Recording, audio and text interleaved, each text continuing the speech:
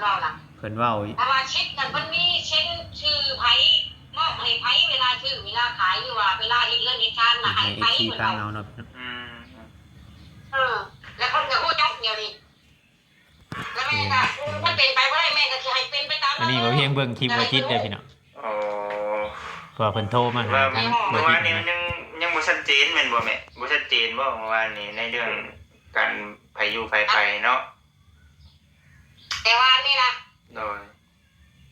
จัดชิงก็ว่าแต่ว่าให้น้องไล่ขึ้นพุ่นแล้วก็เมียน่ะบัดนี้ได้2คนเขามันบ่อยากจากกันเด้บ่จิต สองคนไผก็ แล้วก็ป้ากับน้องไข่เขาน่ะเขาบ่ได้อยากจากกันเดี๋ยวนี้น่ะ เออ อันนี้แหละพี่น้องเอ้ยอันนี้บ่เพียงสิขอแทรกเขาเว้าอีกก่อนหน่อยหนึงว่าสองคนเขาว่าป้ากับน้องไผ่นี่บ่อยากจากกันบัดว่าเตียงเอาเข้าไปนอนอยู่เพื่อนนํกันเอาเข้าไปนอนอยู่เพื่อนนํกันมันว่าอยู่บ่ได้เนาะพี่น้องอันนี้มันก็แปลกอยู่ได้พี่น้องเนาะบัดพอให้แยกกันบัดว่าบ่อยากจากกัน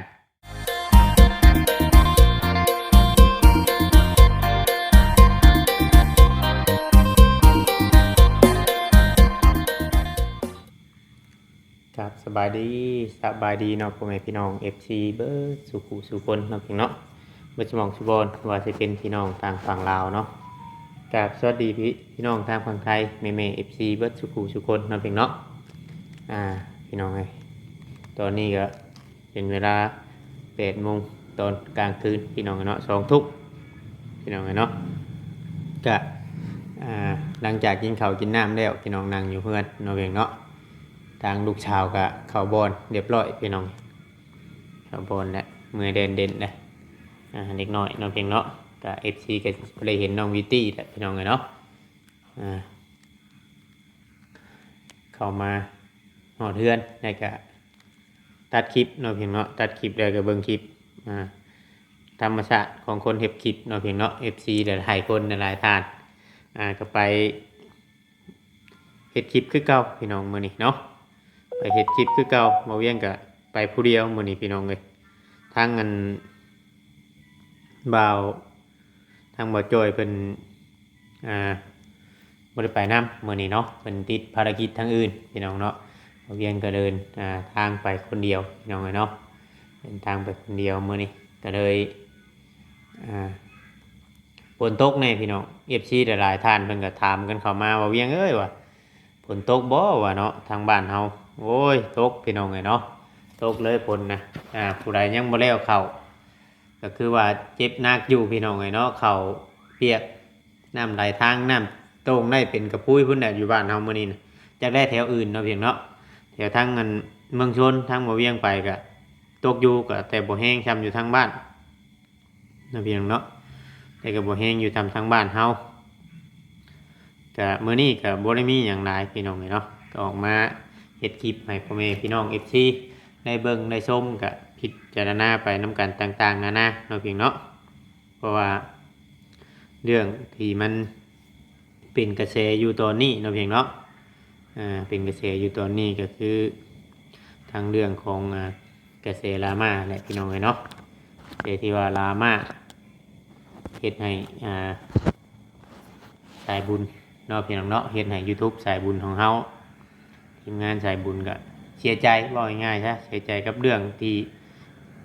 เรื่องที่เกิดขึ้นเนาะกับบ่อเตียงพี่น้องเอ้ยเรื่องที่เกิดขึ้นกับบ่อเตียงก็บ่คิดว่าสิมีไผอันนั้นนะบ่คิดว่าสิมีไผกล้าเว้าแบบนี้กับเรานะเพราะว่าแทนที่ทุกสิ่งทุกอย่างเนาะได้มาจากเราได้มาจากบ่อเตียงทางเห็นเนาะที่ทางครอบครัวของโทรศัพท์แม่ส้มนี่แหละพี่น้องเนาะครอบครัวของพ่อแม่ของอันเบาไล่เนี่ยพี่น้องก็เลยเหตุให้เกิดปัญหาหลายอย่างคือบ่เตียงแล้วบ่เนี่ยแต่ว่าเฮ็ดแล้วแหละยังบ่แล้วยังเฮ็ดบุญวายเราก็อุกใจอยู่คือกันเป็นภัยก็อุกใจคือกันพี่น้องเพราะว่าหนึ่งมานี่ปัญหานี่ ถ้าที่ให้มันจบนี่มัน มันมันก็บ่ยากหรอกเนาะตามที่มุมมองของบ่เวียงได้อันนี้นี่ปัญหานี่เพราะว่าเรื่องของเรื่องนี่ตอนแรกน่ะเพิ่นก็สิทางผู้รักผู้ใหญ่เพิ่นนี่สิสงสารทางอันเขาน้องแต่น้องอ่าตุ๊กน้องมิกน้องติ๊กพุ่นแหละพี่น้องเนาะมันสิบ่เกี่ยวกันเด้อกับทางอันทางพ่อเขาบ่ไล่เป็นหยังนี้นะเนาะบัดอันในเมื่อเพราะว่าตอนเพิ่นชื่อดินเนาะมันก็มีชื่อทางบ่ไล่กับน้องเตบ่คือว่าในรายละเฮาก็บ่ฮู้นํตัวนี้มันบ่ฮู้รายละเอียดคักปานใดผู้ FC ผู้เพิ่นติดตามในคลิปตลอดน่ะเพิ่นอาจสิฮู้เนาะแต่มื้อนี้พอที่นี่เนาะเฮาเบิ่งในคลิปอันบ่จิตมื้อนี้นี่ทางแม่เพิ่นนี่เพิ่นก็ว่านี่น่ะบ่เป็นไหนเพิ่นเว้าเลขาเพิ่นเว้าน่ะ เพิ่นเว้าถ้าว่าเช็คกันเพิ่นมีเช็คชื่อไผมอบให้ไผเวลาชื่อเวลาขายหรือว่าเวลาเฮ็ดเรื่องเฮ็ดการน่ะให้ไผ ที่ เพิ่น ฟัง เว้า เอาเนาะ แล้วเพิ่นก็ฮู้จักเดียวนี้แล้วแม่ก็มันเป็นไปบ่ได้แม่ก็สิให้เป็นไปตาม อันนี้บ่เพียงเบิ่งคลิปบ่จิตเด้อพี่น้อง อ๋อ เพราะว่าเพิ่นโทรมาหา ว่า ทางบ่ เมื่อ จิ วา ต นนี้มันยังบ่ชัดเจนแม่นบ่แม่บ่ชัดเจนบ่เมื่อวานนี้ในเรื่องการไผอยู่ไผไปเนาะ แต่ว่านี่นะ โดย จัดทีมก็ว่าแต่ว่าให้น้องไล่ขึ้นพุ่นแล้วก็เมียน่ะบัดนี้ได้สองคนเขามันบ่อยากจากกันเด้บ่จิต สองคนไผก็ แล้วก็ป้ากับน้องไข่เขาน่ะเขาบ่ได้อยากจากกันเดียวนี้น่ะ อันนี้แหละพี่น้องเอ้ยอันนี้บ่เพียงสิขอแทรกเขาเว้าอีกก่อนหน่อยนึงว่าสองคนเขาว่าป้ากับ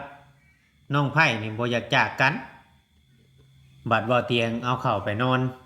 อยู่เพื่อนนํกันเอาเข้าไปนอนอยู่เพื่อนนํกันมันว่าอยู่บ่ได้เนาะพี่น้องอันนี้มันก็แปลกอยู่ได้พี่น้องเนาะบัดพ่อให้แยกกันบัดว่าบ่อยากจากกันบัดเล่าบ่เตียงแล้วอันไปบัดเราฮุบเข้าไปให้ไปนอนอยู่นํกันเนี่ยว่า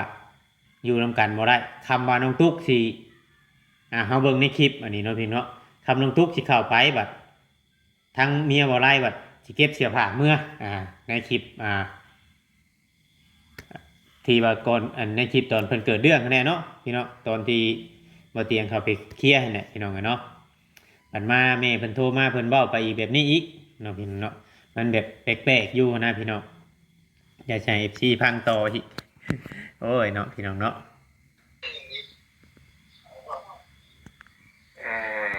นี่เนาะ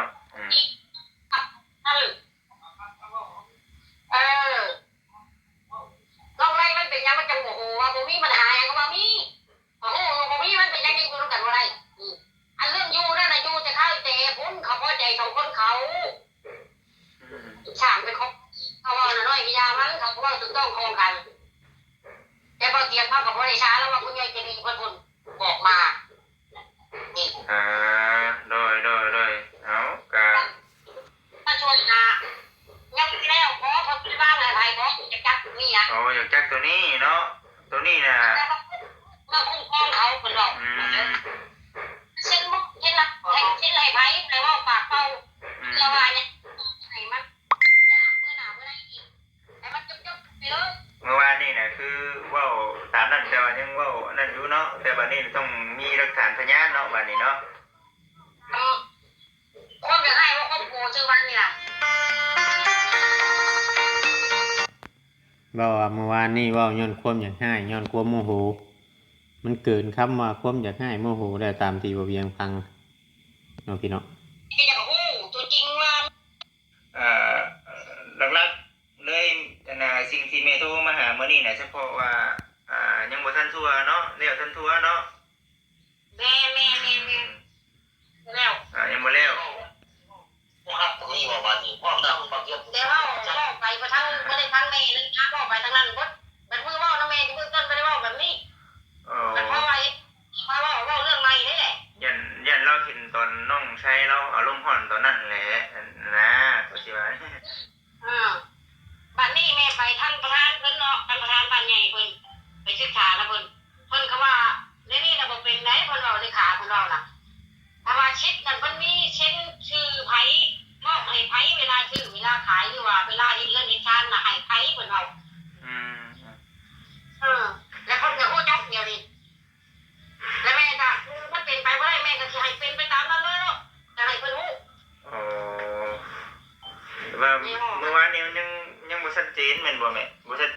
เมื่อวาน เออลองไล่มันเป็นยังมันจังโอ้โหว่าบ่มีปัญหาหยังก็ว่ามีโอ้โหบ่มีมันเป็นยังยังอยู่ด้วยกันบ่ได้อันเรื่องอยู่นั่นน่ะอยู่แต่เข้าแต่พุ่นเขาพอใจสองคนเขาฉากเป็นของเขาว่าน่ะน้อยกิยามันเขาก็ว่าถูกต้องคงกันแต่พอเตรียมเข้ากับบ่ได้ช้าแล้วว่าคุณยายจะมีเพิ่นบอกมานี่ โดย แต่ว่าฮู้อยู่ว่าผู้ใหญ่ใจดีเพิ่นบอกมาหากแต่ว่าบ่เฮ็ดตามนะพี่น้องเนาะ อันนี้ก็เป็นเรื่องที่ว่านั่นเองอยู่เด้ฮู้ทางว่าผู้ใหญ่ใจดีเพิ่นนั้นบอกมาแต่ว่าบ่พากันเฮ็ดตาม แต่ว่าพากันใช้อารมณ์เนาะใช้อารมณ์เฮ็ดให้เห็นท่าแท้ว่าง่ายๆซะเฮ็ดให้เห็นท่าแท้ได้เขาบ่มีความรู้สึกแล้วก็กับสิ่งของที่เขาได้รับว่าง่ายๆซะอันนี้ก็บ่เวียงก็สิขอเว้าแบบนี้เนาะกับสิ่งของที่ว่าทางผู้รักผู้ใหญ่เพิ่นเฮ็ดให้เพราะว่าทุกอย่างนั่นแหละพี่น้องเนาะตามเฮาเบิ่งก็บ่ได้ถึงว่าสิอันนี้ก็คือ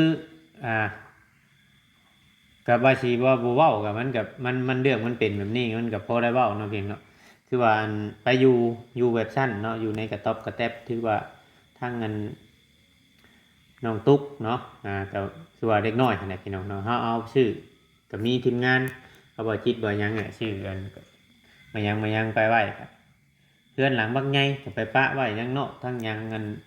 ในกระตุกกระติบเพิ่นน่ะวางไว้เนาะเป็นน้ำมันบ่เป็นมีเป็นไข่บ่เนาะพี่น้องคำว่าทางที่แบบคำเอาใจใส่กับของสิ่งของที่ทางผู้รักผู้ใหญ่เป็นชื่อให้ก็เอาไปเก็บไว้เพื่อนป้าเพื่อนยังเอาไปเก็บไว้บนมันมีชิดบนที่ว่ามันสีบ่นั่นนะแต่อันนี้บ่ฮู้ย้ำเหตุผลของเขาบ่ฮู้นะเหตุผลของเขาเจ้าดื้อว่าแรกๆคิดว่าจะออกไปอยู่กระต๊อบนั่นแล้วคิดว่าผู้ใหญ่จะสร้างบ้านให้อีกหลังหนึ่งบอกคือเนี่ยไรเนาะเพียงเนาะคือว่าเป็นแผนของทางครอบครัวเพิ่นบอกคือว่าเนี่ยไรเนาะเพียงเนาะเราก็ยังบ่ฮู้ตัวนี้ก็ได้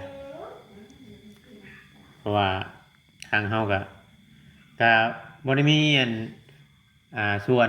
ในการช่วยเหลือทั้งเพิ่นนะแต่ว่าเขาไปเรื่อยอยู่พี่น้องก็เขาไปถ่ายในหมู่กับหมู่คู่กับทีมงานนี่แหละพี่น้องเขาไปถ่ายเนาะเอาก็ มาช่วยนะยังแล้วขอเพิ่นบ้างให้ไผบ่จะจับนี่นะ อยากจักตัวนี้เนาะตัวนี้น่ะ บอกที่ประสานหาเพิ่นว่าเพิ่นจะเอามื้อใดให้เพิ่นเอามาอีกแต่หั่นเช่นรอบเช่นหยังให้เอามาถ้าบ่เอามาแล้วมันบ่จบ บัตรที่นี่น่ะสุดท้ายนี่คือจุดประสงค์ทั้งพ่อกับแม่หรือว่าทั้งน้องๆนี่คือถ้าไปอีกบัดนี้น่ะต้องให้น้องเตไปนำแม่นบ่แม่แม่นให้มันเคลียร์มันจบแล้ว ถ้าหากว่ามุ้ยไปติดต่อหาน้องเพิ่นได้ใช่ไหม อ้าวแล้วบ่เตรียมแล้วสิคนขวดอะไร แต่ว่าเนี่ยใดก็ต้องให้เนี่ยใดก็ต้องให้น้องเตมาให้ได้แม่นบ่แม่แม่นให้ได้มาบ้านนี่มาเซ็นนี่มาเว้านี่ได้ไรให้มันจบถ้าบ่มาแล้วเรื่องนี้น่ะมันสิยาวได้โทรหาทางไอ้เตียงได้บ่แม่เอ้ยบ่คิดเด้ยโดยได้โทรหาทางไอ้เตียงได้บ่ว่า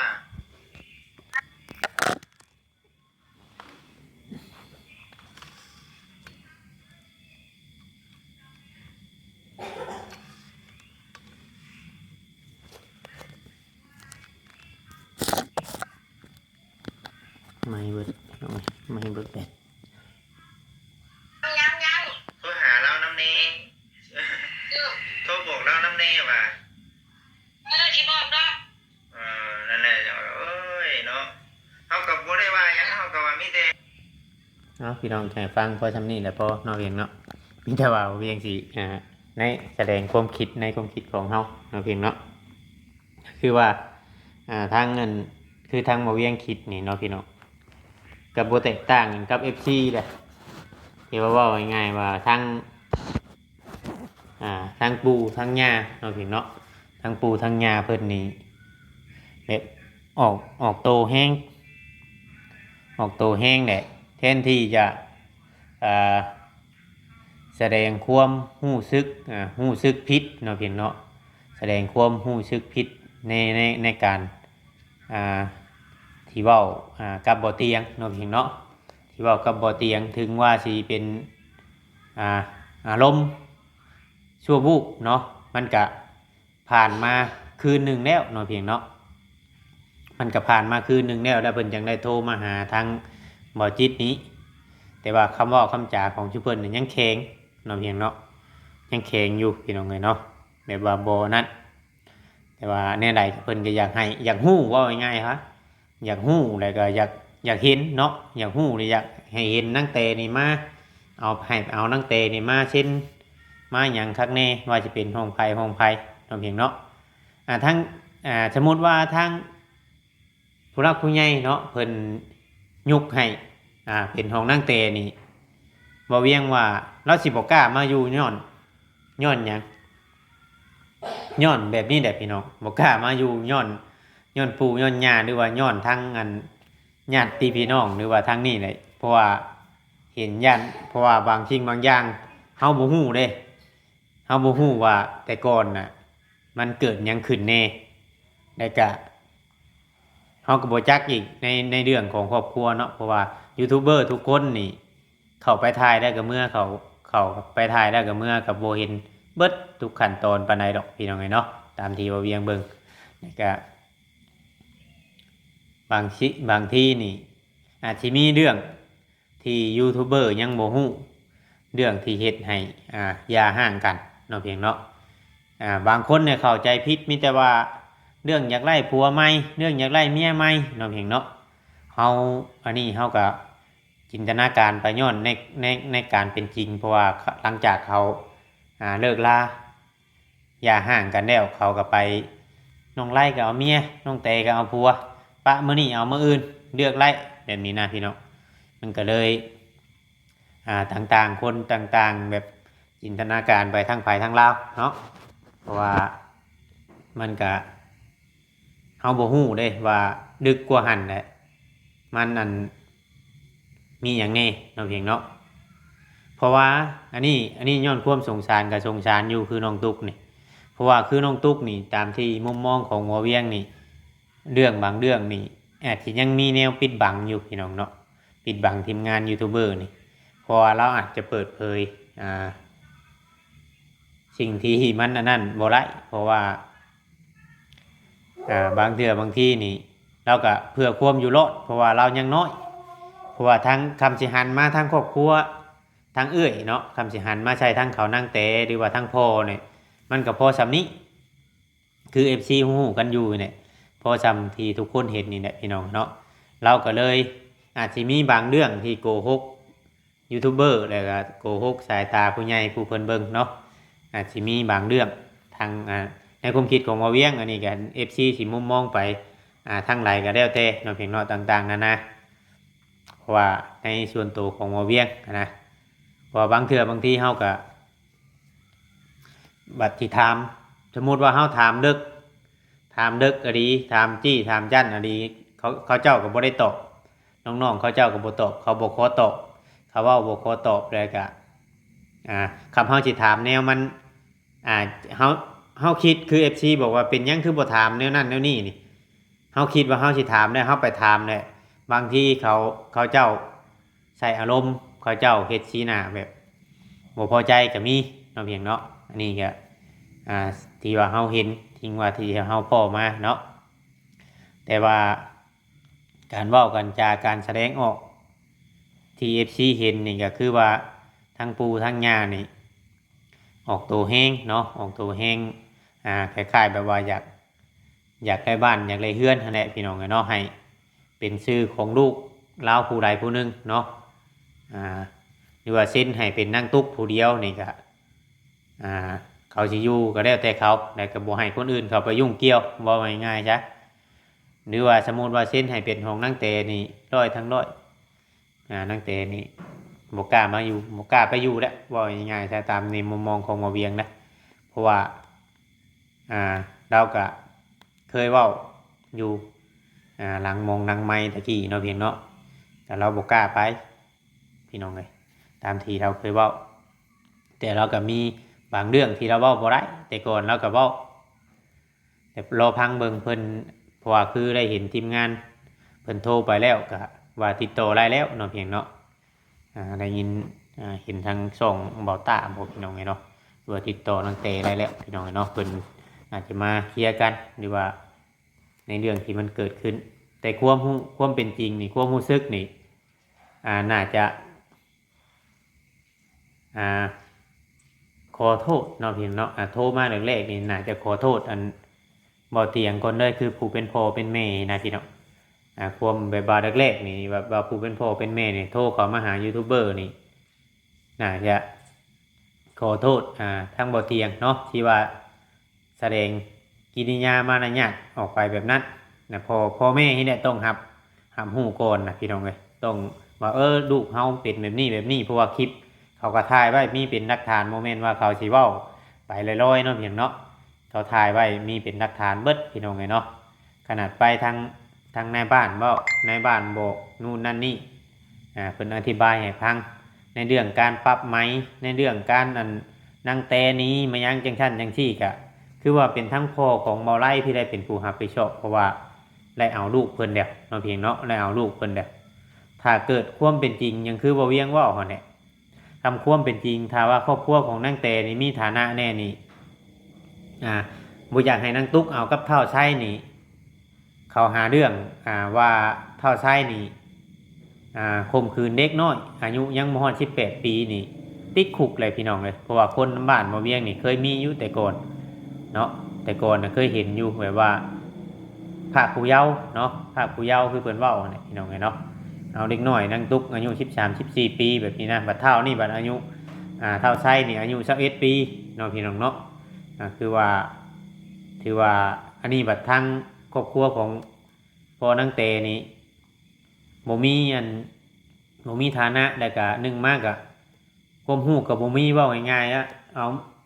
มือจกปากกับบ่ติงคือพ่อนางเตนะพี่น้องเนาะบ่ปากบ่เว้าหยังหมู่เว้าไปทางใดก็คือเฮาเคยถ่ายให้ FC เบิ่งกันแหละเนาะพี่เนาะอันนี้ก็ในความคิดหรือว่าในส่วนตัวของบ่เวียงเนาะถ้าว่าผิดพลาดกันใดก็ต้องกราบขอโทษขออภัยก็แล้วออกมาเว้าอีกเพราะว่าเห็นคลิปทั้งแม่ย่าเพิ่นได้โทรมาพี่น้องเนาะบ่เวียงคิดแบบนี้ FC สิคิดแบบไรเนาะพี่เนาะ